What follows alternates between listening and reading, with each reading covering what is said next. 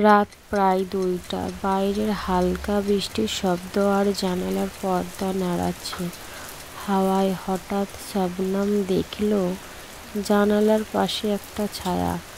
সে ভাবল বোধহয় গাছের ছায়া, কিন্তু পরের রাতে আবার সেই ছায়া। এবার ছায়ার ভিতর থেকে শোনা গেল ফিসফিস করা আওয়াজে, জাসমিন আমাকে ভুলে গেলে? শবনম তো চমকে উঠল, কে এই জাসমিন?